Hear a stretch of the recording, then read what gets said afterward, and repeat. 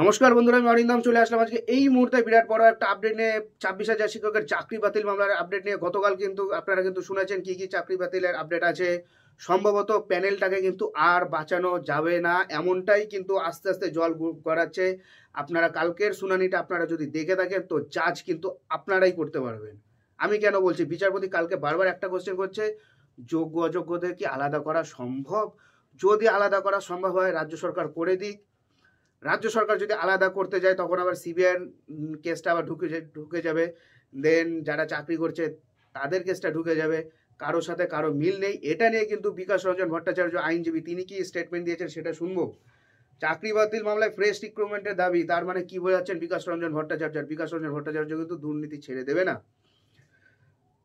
So ভিডিওটা skip না করে দেখুন, তাহলে ফ্রেশ রিক্রুটমেন্ট করো সেটা নিয়ে বিচারপতিদের ধারণা ছিল ফ্রেশ রিক্রুটমেন্ট মানে আবার সবাইকে ডাকবে, সেটা ক্ল্যারিফাই করলাম।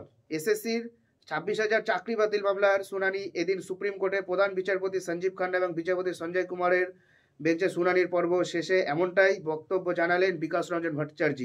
তার বক্তব্য, সমস্ত নিয়োগটাই বেআইনি, ম্যারিট ডিমেটার প্রশ্ন আসে না, তাহলে ফ্রেশ রিক্রুটমেন্ট করতেই হবে।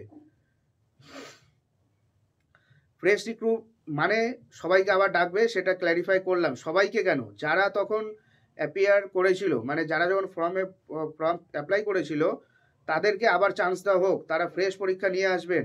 তার জন্য যদি বয়সের কোনো বাধা থাকবে না, সেটাকে খণ্ডন করে দাও। সেগ্রিগেশন সম্ভব নয়, সমস্ত প্রক্রিয়াটা বেআইনি হয়েছে।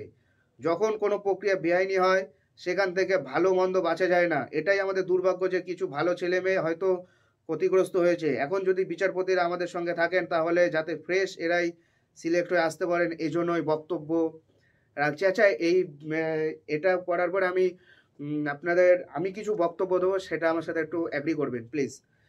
তার সংযোজন, প্রাতিষ্ঠানিক দুর্নীতি, এই জন্যই দুর্নীতিটা হয়েছে মূলত সরকার এবং এসএসসির মদতে।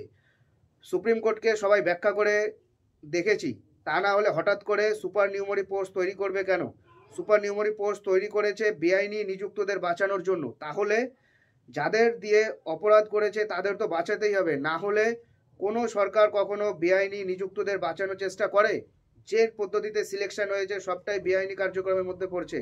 সেই জন্যই বলছি এটা প্রাতিষ্ঠানিক দুর্নীতি, অর্থাৎ রাজ্য সরকারকে দায়ী করলেন। এদিকে 6 বছর শিক্ষকতা করার পর ওই দাবি ওঠায়, এ নিয়ে কড়া প্রতিক্রিয়া দিয়েছেন শিক্ষকেরা। তখন ওই প্যানেলে চাকরি প্রাপকেরা এ প্রসঙ্গে এক শিক্ষিকা বলেন, নতুন করে পরীক্ষা দেওয়ার কোনো জায়গাই নেই, আমরা একটা পরীক্ষা পদ্ধতির মধ্যে দিয়ে পাশ করে নিযুক্ত হয়েছি। তারপরেও যে বিভিন্ন ভেরিফিকেশন হয়েছে সেখানে ডকুমেন্টস দিয়েছি, এমনকি সিবিআই ভেরিফিকেশনের ডকুমেন্টস দিয়েছি, সেক্ষেত্রে পরীক্ষা বসার কোনো প্রশ্নই নেই। যিনি নতুন করে পরীক্ষা বসার কথা বলছেন অর্থাৎ আইনজীবী বিকাশ রঞ্জন ভট্টাচার্যের প্রতি আমার প্রশ্ন, তাকে নতুন করে মাধ্যমিক পরীক্ষা দিতে বললে তিনি কি করবেন? ম্যাডামের কথার সাথে আমি 100% একমত, কিন্তু আমিও একটা কথা বলতে চাই। ম্যাডাম, আপনি পরীক্ষা দিয়েছেন, আপনি পরিস্থিতি শিকার হয়েছেন, দুর্নীতি করেছে, এরা করেছে, আপনি অ্যাকুরেট। আপনার চাকরিটা আজকে যদি চলে যায় আপনার জন্য আমার আজকে খারাপ লাগবে, দুঃখ লাগবে, কিন্তু এটাও ভাবতে হবে যারা আজকে দুর্নীতি করেছেন সেই সমস্ত ক্যান্ডিডেটরা যারা চাকরি পাওয়ার যোগ্য তারা আজকে মাঠে মুনিশ খাটছে, এটাও কিন্তু আপনাদের ভেবে দেখতে হবে। বিচার একতরফা ভাবে হবে না। এর আচ্ছা,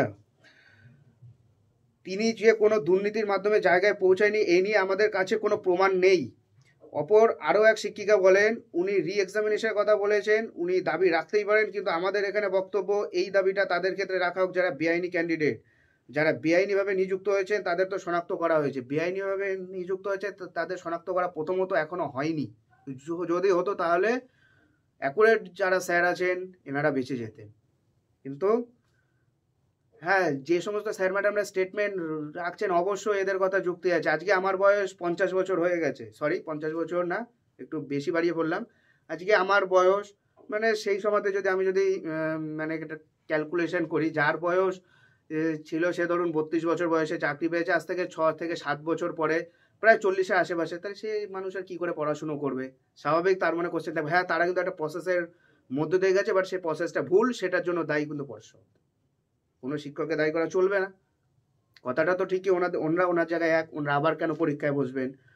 কিন্তু অ্যাজ এ বিচারপতির হিসেবে আর কোনো করা থাকবে না। রাজ্য সরকার তো আপনাদের, আমি সেই সমস্ত ম্যাডামদের বলবো, রাজ্য সরকার তো আপনাদের সাথে কোঅপারেট করছে না, সুপ্রিম কোর্টের বিচারপতি প্যানেলটাকে বাঁচানোর চেষ্টা করছে। বিকাশ রঞ্জন ভট্টাচার্যের কথা বাদ দিন, ইনি যারা চাকরি পায়নি, যারা দুর্নীতির শিকার, তাদের কথা উনি ভাবছেন। উনি একবারে পুরো অ্যাকুরেট রাস্তাতে আছেন। আর সুপ্রিম কোর্ট ভাবছে শুধু আপনাদের নিয়ে কিভাবে প্যানেলটাকে বাঁচানো যায়। রাজ্য সরকার কোঅপারেট করছে না, কিছু করার নেই। অ্যাজ এ মানে ফেব্রুয়ারি মাসের 10 তারিখ, আশা করি সেই দিনে শুনানি, কিন্তু শেষ শুনানি হয়ে যেতে পারে। দেন তারপরে দেখবে রায় দান। হয়তো ইতিহাস হলে হতে পারবে 26,000 শিক্ষকের আবার পুরো প্যানেল বাতিল করে দিয়েছে, রিপ্যানেল করতে হবে, দেন আবার পরীক্ষার মাধ্যমে ঢুকতে হবে, কিছু তো একটা করতে হবে। এইভাবে তো পড়ে থাকবে না, নাহলে আগের প্রধান বিচারপতি যেমন ছিল, ডেট পে ডেট, ডেট পে ডেট, ডেট পে ডেট।